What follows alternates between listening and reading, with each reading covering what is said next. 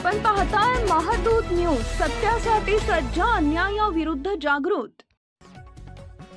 2 October पर्यंत फळ पीक विम्याची रक्कम शेतकऱ्यांना न मिळाल्यास 7 ऑक्टोबर रोजी धरणे आंदोलन। सिंधुदुर्ग जिल्हा बँक माजी अध्यक्ष सतीश सावंत यांचा इशारा। सिंधुदुर्ग जिल्ह्यातील शेतकऱ्यांना फळ पीक विम्याची रक्कम अद्यापपर्यंत मिळालेली नाही। तत्कालीन जिल्हाधिकारी यांच्याकडे वारंवार पाठपुरावा करून देखील त्यावर कोणतीही कार्यवाही झालेली नाही।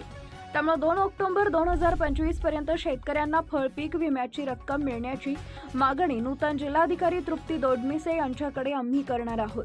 2 ऑक्टोबर पर्यंत फळ पीक विम्याची रक्कम न मिळाल्यास 7 ऑक्टोबर 2025 रोजी शिवसेना उद्धव बाळासाहेब ठाकरे पक्ष आणि महाविकास आघाडीच्या वतीनं सर्व शेतकऱ्यांना घेऊन जिल्हाधिकारी कार्यालय सिंधुदुर्ग इथं धरणे आंदोलन छेडण्यात येईल, असा इशारा सिंधुदुर्ग जिल्हा बँक माजी अध्यक्ष सतीश सावंत यांनी दिला आहे।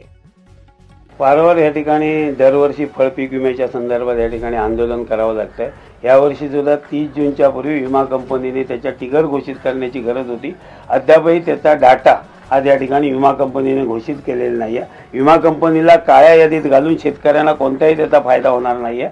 24-25चा जो हंगाम आहे, मला वाटतं येणाऱ्या नोव्हेंबर महिन्यामध्ये नवीन 25-26चा विमा भरण्याचा हप्ता भरण्याची वेळ आलेली आहे आणि म्हणून उद्याच्या दसऱ्यापर्यंत 2 ऑक्टोबरपर्यंत ही विम्याची रक्कम आंबा आणि काजू जर मिळाली नाही तर शिवसेना असेल, महाविकास आघाडीच्या वतीने माजी आमदार वैभवजी नाईक यांच्या नेतृत्वाखाली आम्ही 7 ऑक्टोबरला जिल्हाधिकारी कार्यालयासमोर शेतकऱ्यांना घेऊन या विमा कंपनीच्या विरुद्ध आणि शासनाच्या धोरणाविरुद्ध आम्ही तीव्र या ठिकाणी धरणे आंदोलन छेडणार आहोत। साहेब